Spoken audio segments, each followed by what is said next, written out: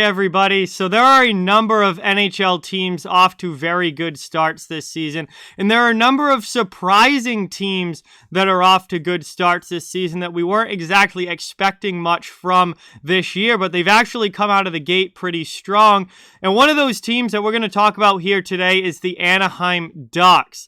Anaheim was a team that was thought to still be very much in a rebuild heading into this year. A lot of people had them pegged as a last place team in the Pacific Division and really weren't expecting anything from them this season and looked at them more of a team that might be able to make some noise 2 or 3 years down the road. Well, Anaheim is making some noise right now early in this season, and we don't know if they're going to be able to keep this up all year long or if this is just a hot start that they've been able to get out to, but regardless, it's still been very, very impressive what Anaheim has done so far. And we're going to take a little bit of a deeper look at the Ducks, at their numbers, and what they've been doing so far this season that's really allowed them to get off to this solid start. Before we get started, I just ask you to please subscribe and hit that thumbs up. It helps out an absolute ton and is greatly appreciated. But let's get into it here. Starting with just some basic team stats here. Anaheim has started their year 6-4-3. They have 15 points on the season and a +5 goal differential. Good enough right now for third place in the Pacific Division, which, if the season ended today, would have them in a playoff spot. Now, obviously, it is still very, very early. We're only about a month into the year. There's a long way to go. But so far, Anaheim has been impressive and a lot better than people expected them to be this season. One of the biggest reasons why is their offense. They are scoring 3.23 goals per game so far this season. That is about a goal per game more than they scored last year. So last season, they were the worst offensive team in the NHL. They barely scored over 2 goals per game. They are over 3 goals per game this year. Their offensive output has significantly increased this season, at least so far. Again, we don't know if this is going to keep up all year long, but so far, their offensive increase has been substantial over last year, and that's led to a lot more wins. They've also been very solid defensively, giving up 2.77 goals against per game. That's not anything spectacular, but it is, a pretty solid number. It's less than 3 goals a game. And when you're scoring at the rate that Anaheim is, as long as you're scoring more goals than you're giving up, that's going to help you win games. And Anaheim has certainly been doing that. Another area that has greatly improved this season that goes right along with their scoring improvements, and that is the power play. They had an abysmal power play last season. So far this year, they're at 27.3% on the man advantage, a substantial increase over last year, and a very good number for your power play unit to be at. They're also solid on the penalty kill, killing off 85% of penalties against them this season. So their special teams has helped them win games in both areas. They've been very, very good so far this year. The other thing I want to look at is quality wins. So basically, I'm counting any win over a team that's above 500 as a quality win.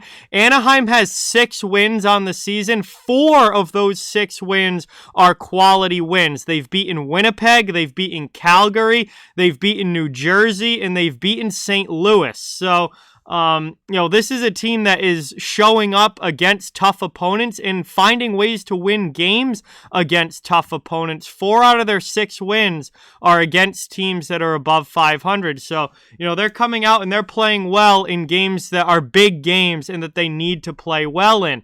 All in all, this is a team that I think deserves a lot of credit and a lot of recognition for what they've been able to do so far. Even if this doesn't keep up all year long and Anaheim does end up fading down the stretch and sinking in the standings, there's a lot of positive signs here that if you're a Ducks fan, you've got to be happy about. I mean, this was a team that had no expectations coming into this year other than that they were probably going to be getting a top 5 draft pick. It hasn't been that kind of season at all. And when we look more into certain players and guys that are contributing at a high level, we're going to see that it's really been a full team effort for the Anaheim Ducks, and they really are exceeding expectations so far this year. But they would not be where they're at right now without the goaltending that they are getting, specifically from John Gibson. So we're going to look at the goalies next, because everything in the NHL runs through goaltending. If you don't get good goaltending, you can't do anything in the NHL. And when we look at Anaheim's goaltending so far this season, it's been very, very solid. John Gibson has started 9 games for the Ducks this year. He is 5-2-2 with a very, very good 2.40 goals against average and a .923 save percentage. Very solid numbers there from John Gibson, who is putting up the kinds of numbers you would expect from a goaltender of John Gibson's level, but he's actually playing like a top 10 goalie in the league, which is really helping the Ducks and allowing them to win more games than what we've seen them win, last year and the year before. He's also saved 3.2 goals saved above average. So John Gibson has been a pretty substantially above average goaltender this year.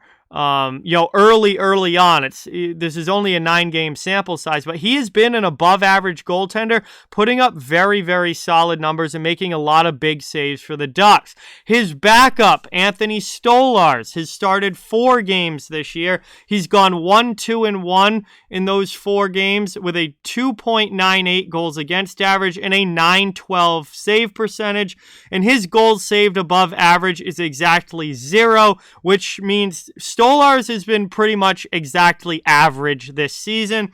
It's not a positive number, but it's not a negative one either. And, Gibson's been a high-level starter this year. When you have that level of starter, all you need for your backup goaltender is to be average. And Stolarz has been average. 2.98 goals against, .912 save percentage is actually pretty solid. And goals saved above average just exactly flatlined at 0. So Stolarz has been an average goalie. So your backup has been average. Your starting goaltender has been above average. You're getting a lot of contributions from a lot of different players in your lineup, and we'll talk about that next. A lot of things have gone right for the Anaheim Ducks so far this season, and they're making them go right. It's not like they're getting lucky wins or they're playing, their shooting percentage is way, way out of this world. Or they're earning their wins. They're earning their luck. They're earning what they're doing out there on the ice, and it's paying off, and it's resulting in wins so far this season. If we look at their top scorers this year, Troy Terry is their leading scorer right now. 24-year-old young player.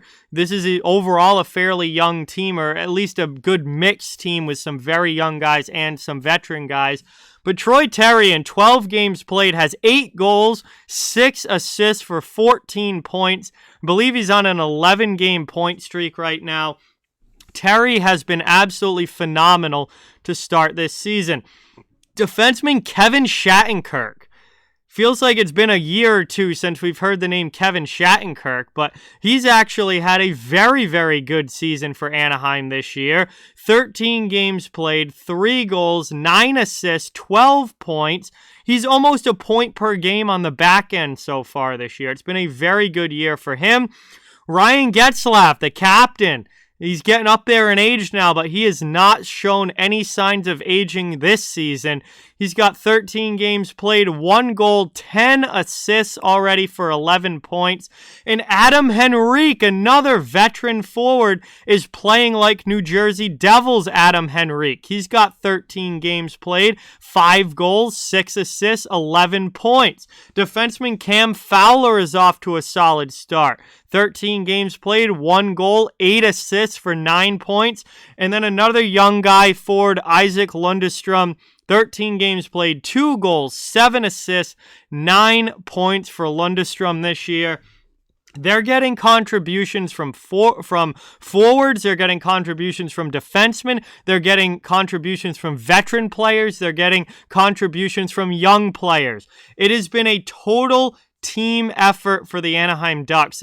This is just their top scores. They have a bunch of other players in the 3, 4, 5 point range as well.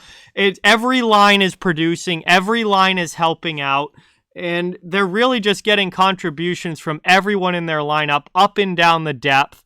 It's young players, old players, everybody. It's been a total team effort for Anaheim this year. And, we'll see if they're able to continue this. We'll find out over these next few months, where this team truly is at over a bigger sample size. But even if this team fades out, even if this team starts to, fall back a little bit, there's a lot to like if you're an Anaheim Ducks fan based on what we've seen so far this season. And the future certainly does look bright. I mean, their veteran players are producing, and that's helping them win now, but they're starting to see these young players really come into their own. Troy Terry has been outstanding this year. Lundestrom has looked great.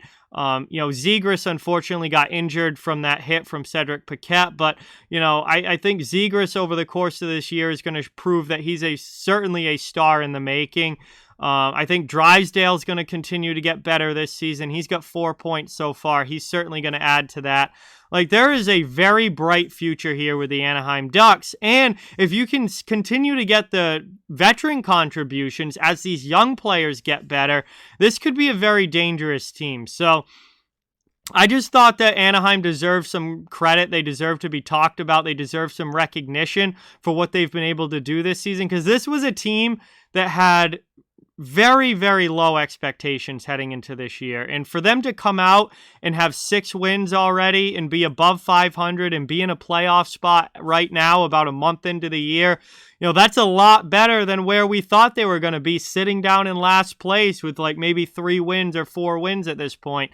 That's not the case at all. So I've really been impressed with the Anaheim Ducks. I'm going to finally get a chance to stream them tomorrow night, Tuesday night against Vancouver. Super excited to see that game and super excited to see them in action and be able to follow closely along. And, this is just a team that, keep an eye on, because maybe they're not there yet. Maybe they're not able to keep this up all season long. But this is a team that as they come out of this rebuild and have these younger guys, inserted into that lineup and producing, this is going to be a dangerous team out in the Western Conference. So, a lot of things going right for them right now. A lot of good contributions, great goaltending. Offense has been there, which was the biggest issue last season, was that this team couldn't score. This year they can.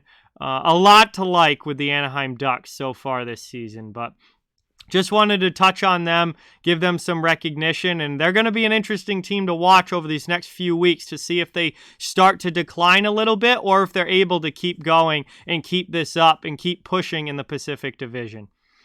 But with that, like, comment, share, subscribe, follow on social media. All those links are down in the description. If you'd like to further support the channel, links to our memberships, merchandise store, and donations are down in the description as well. Keep spreading the word about this channel. Let's keep this thing growing. Thank you so much for watching. Hope you enjoyed. I'll talk to you guys soon.